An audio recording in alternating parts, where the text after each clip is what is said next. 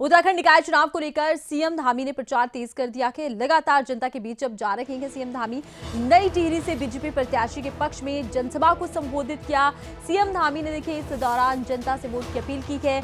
BJP प्रत्याशी के पक्ष में वोट की अपील करते नजर आए गए। अब निकाय चुनाव को लेकर तैयारियां तेज हैं, लगातार जनसभाएं की जा रही हैं। सीएम धामी ने क्या कुछ कहा कि वो आपको सुनवाते हैं।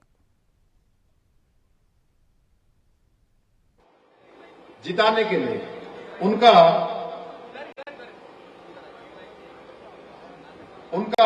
समर्थन, उनके लिए समर्थन और उनका आशीर्वाद मांगने के लिए हमारे वार्ड मेंबर हैं अनिल बिजलवाड़ जी वार्ड नंबर 1 से, कुलदीप भंडारी जी वार्ड नंबर 2 से, शिव प्रकाश पुनियाल जी वार्ड नंबर 3 से, गौरव मोगड़ी जी वार्ड नंबर 4 से, विक्रम चौहान जी 5 से, सुनैना साहब वार्ड नंबर 6 से, अनीता सजवाण जी वार्ड नंबर 7 से, मनोरमा जी 8 से, दीपक घुनसोला जी वार्ड नंबर 9 से।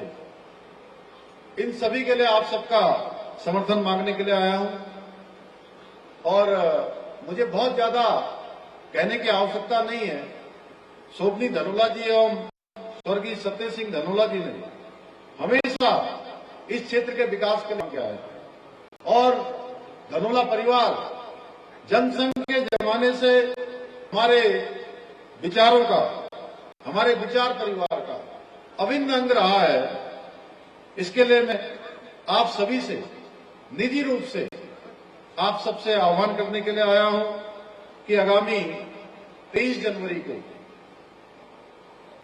कमल पर बटन दबाकर, कमल के, क्योंकि बटन नहीं दबाना है, मोहर लगानी है, कमल के फूल वाले खाने पर मोहर लगाकर शोभनी धनोला जी को विजय बनाना है और चंबा में ट्रिपल इंजन की सरकार बनाने में अपना योगदान देना है। क्योंकि देश और प्रदेश के साथ साथ निकायों में भी ट्रिपल इंजन की सरकार होगी तो विकास 3 गुना गति से आगे बढ़ेगा। 3 गुना गति से यहां उन्नति होगी, 3 गुना से यहां की गति आगे बढ़ेगी।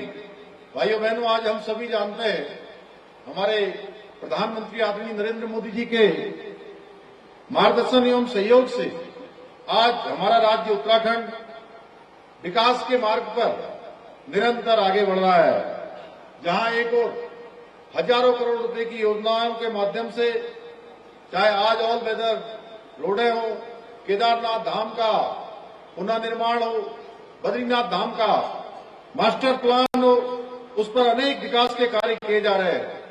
वहीं दूसरी ओर शहरों से लेकर सुदूरवर्ती हमारे पर्वतीय क्षेत्रों तक शिक्षा के क्षेत्र में, पेयजल के क्षेत्र में, सड़क के क्षेत्र में, स्वास्थ्य के क्षेत्र में, खेल के क्षेत्र में, हवाई कनेक्टिविटी के क्षेत्र में और इंफ्रास्ट्रक्चर को लगातार मजबूत किए जाने का काम किया जा रहा है।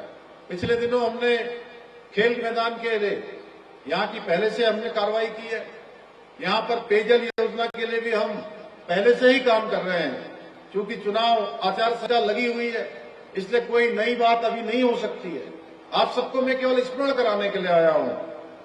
आज 4 धाम सड़क परियोजना हो, ऋषिकेश कर्णप्रयाग रेल योजना हो, विभिन्न पर्वतीय नगरों के लिए हेली सेवा सर्विसेज उपलब्ध कराना हो, या फिर सरकारी हेलो एम्बुलेंस जो पूरे देश में सबसे पहले अगर कहीं शुरू हुई है तो देवभूमि उत्तराखंड में हुई, आपके बगल ऋषिकेश से। इस प्रकार से प्रदेश में कनेक्टिविटी को, लोगों को जोड़ने के लिए सरल और आसान बनाने का हम हर संभव प्रयास कर रहे हैं। इसके साथ ही पर्यटन को बढ़ावा देने के लिए राज्य के अंदर अनेक कार्य किए जा रहे हैं। इसी क्रम में पर्यटन और इको टूरिज्म को बढ़ावा देने के लिए चंबा मसूरी मोटरमार्ग पर Thangdhar Kaudiya eco tourism zone विकसित किया जा रहा है, जिससे निश्चित रूप से इस क्षेत्र को रोजगार के नए पंख लगेंगे। टिहरी झील में साहसिक पर्यटन को प्रोत्साहित कर स्थायी लोगों हेतु रोजगार के अवसर बढ़ाने के उद्देश्य से झील के चारों ओर रिंग रोड का निर्माण कार्य भी किया जा रहा है। इतना ही नहीं, इस बार हमको हमारे आदरणीय प्रधानमंत्री मोदी मोदी जी के विशेष प्रयासों से देवभूमि उत्तराखंड को 38वें राष्ट्रीय खेलों के आयोजन की मेजबानी करने का भी अवसर मिल रहा है। भाइयों बहनों, उसके अंतर्गत कई प्रतियोगिताओं का आयोजन हमारे इसी टिहरी झील में किया जाने वाला है।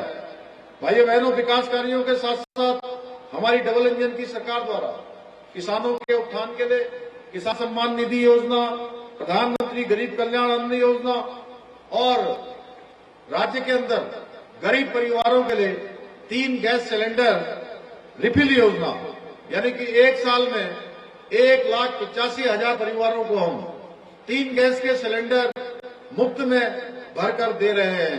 ये योजना हमने चलाई है।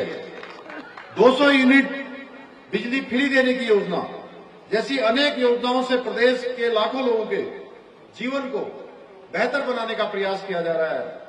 इसके साथ ही हमारी सरकार ने जो एक पलायन जैसी बड़ी समस्या है, उस समस्या के समाधान हेतु भी हम संकल्पित होकर कार्य कर रहे हैं।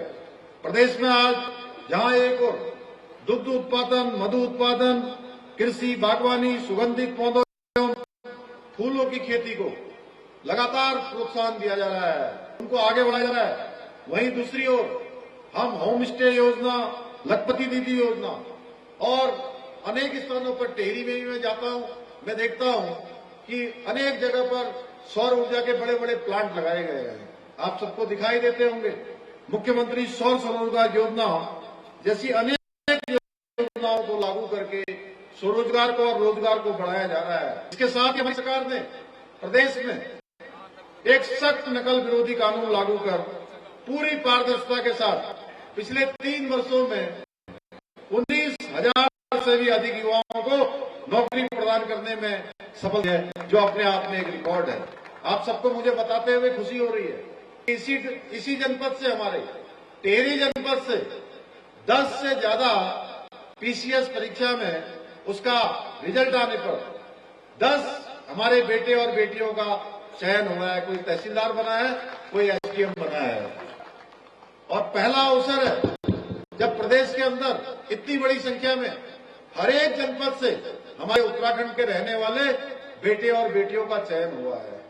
उससे पहले भी परीक्षाएं होती थी और हर परीक्षा के बाद कोई न कोई ऐसा मामला प्रकाश में आता था कि ये परीक्षाओं के पेपर आउट हो गए, इसमें धांधली हो गई, इसमें नकल माफियाओं ने उनको पास करवा दिया जिनका नाम नहीं आना चाहिए था। भाइयों बहनों, नकल का अध्यादेश, नकल का एक कानून आने के बाद आज प्रदेश के उन बेटे और बेटियों को चयन का अवसर मिल रहा है जिनके माता पिता गरीबी की हालत में अपने बेटी और बेटे को पढ़ाने के लिए भेजते हैं। अपने छोटी सी दुकान करके, छोटी सी खेती करके, कोई दूध बेचकर, कोई घी बेचकर, कोई सब्जी बेचकर उनकी पढ़ाई लिखाई करवाता था। भाइयों बहनों, उनके साथ धोखा होता था, उनकी योग्यता, क्षमता, प्रतिभा के साथ कुठाराघात किया जाता था, उनके भविष्य के साथ खिलवाड़ किया जाता था। हमने इसको बंद किया है और 100 से ज्यादा नकल माफियाओं को हमने जेल की सलाखों के पीछे भेजने का काम किया है। पुष्कर धामी जिंदाबाद, पुष्कर धामी जिंदाबाद।